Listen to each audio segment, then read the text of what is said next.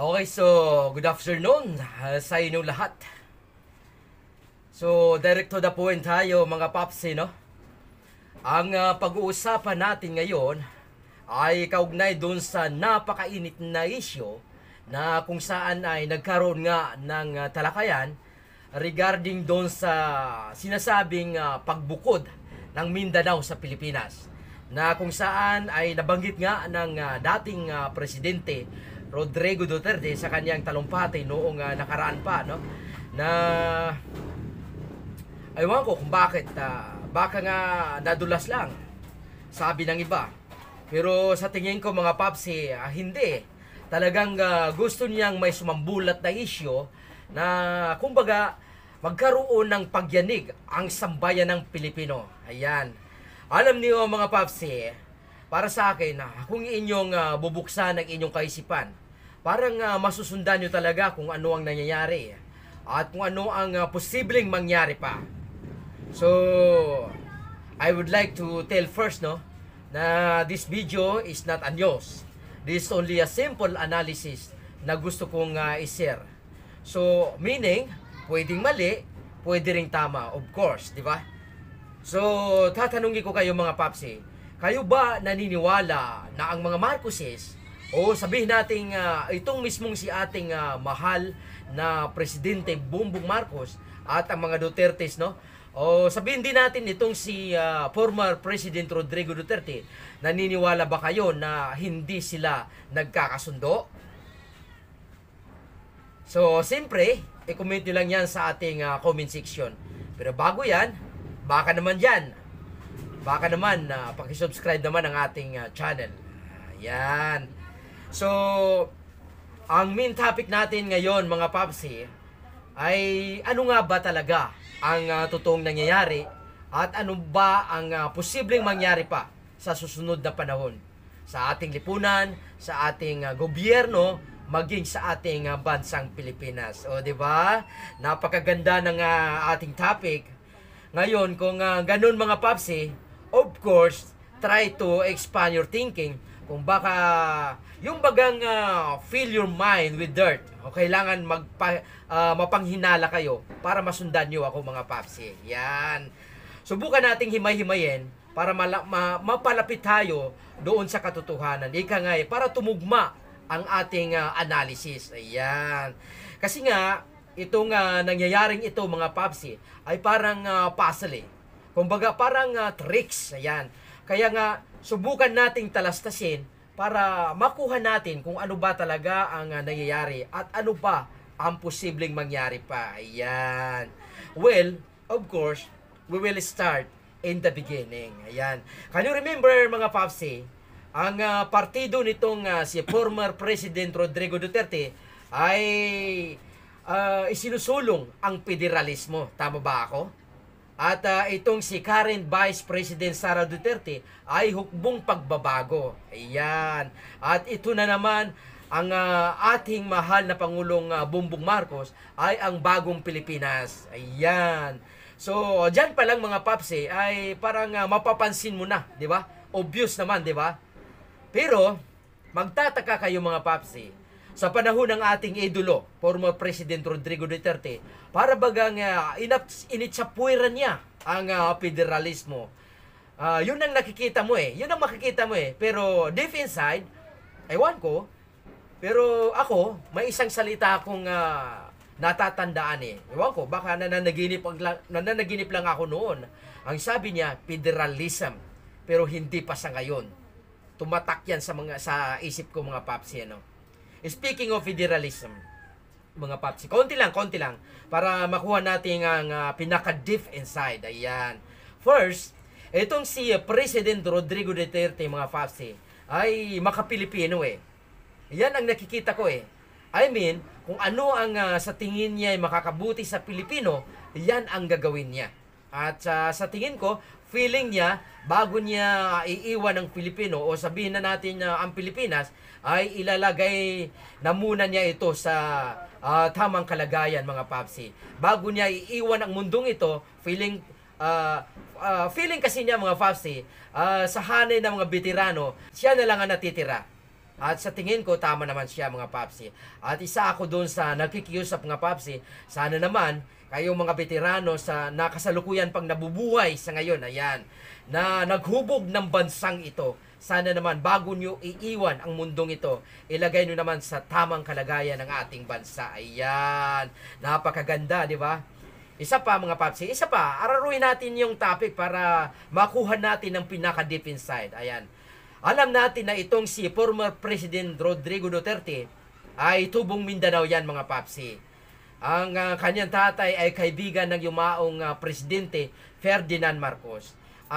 If I not mistaken mga papsi, ang yumaong President Marcos ang naglagay sa kanyang ama sa Davao Region. Ayan. Kaya itong si former President Rodrigo Duterte, dahil sa ito ay tubong Mindanao, natural mga papsi, kaibigan niya ang iba't ibang leader ng Muslim na ang isinusulong naman ay revolution. Ayan.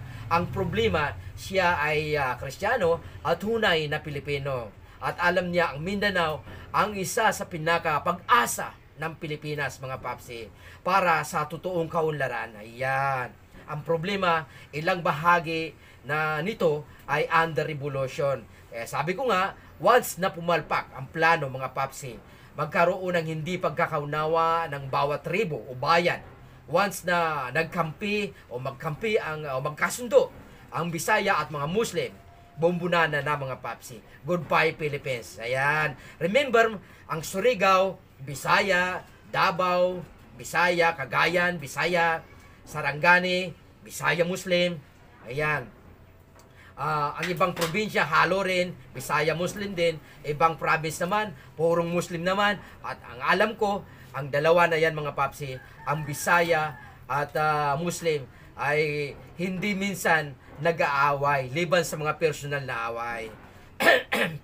Ang ibig sabihin, pasalamat kayo o sa isali ko na ang sarili ko mga papsi, pasalamat tayo dahil ang mga Bisaya na ito kahit papaano hindi pa sila nagtataksil sa bayan. Ayan, sa kabila ng pagiging close nila sa mga Muslim, kahit papaano ay makapilipinas pa. Ayan. Okay, so dagdag topic lang naman yun mga papsi. Babalik tayo sa ating analysis kung ano ang nangyayari at ano ang posibleng mangyari pa sa lipunan, sa gobyerno, maging sa ating bansang Pilipinas. Ayan. Inuulit ko mga papsi this is not a news. This is only a simple analysis. Ayan.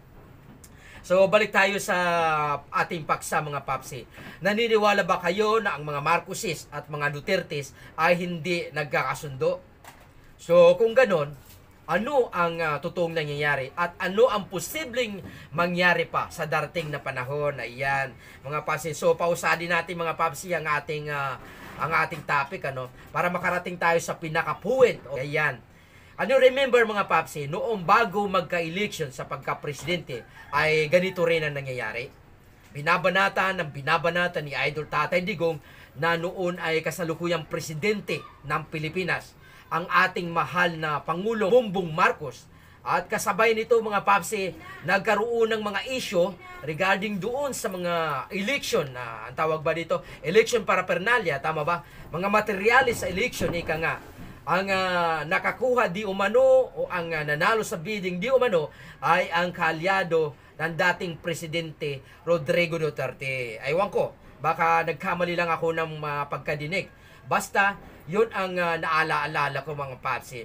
At ang resulta, landslide ang ating mahal na Pangulo. Di ba?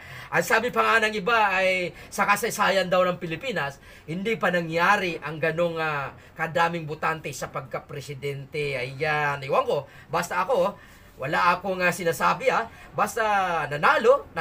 Tapos. Ayan. Alam niyo, para sa akin, against ako dyan yung bang pag nalamangan ka ng konti, tatakbo sa korte, mag-file ng kaso. Keso ng daya. Ugali ng Pilipino yan di ba? Then, magkakabilangan ngayon. Yung iba, talagang nababaliktad. Kaya gusto ko mga papsi, kung ako ang papasok sa politika, gusto ko, last slide ako lagi. Para kung maghabol mo ka man, wala ka ng pag-asa. Period. Ayan, di ba? Ayan. So, pausadin natin mga papsi, medyo nagkaroon kasi ng sanga yung ating kwentuhan. Sundan nyo lang ako mga papsi. Ito na naman, bilisan na natin mga papsi. Ito na, nag-aaway na naman ngayon. Matindi. Nagkaroon ng bantahan. Ayan, nagkakaroon ng bantahan. Itong isa, mukhang hindi apektado mga papsi.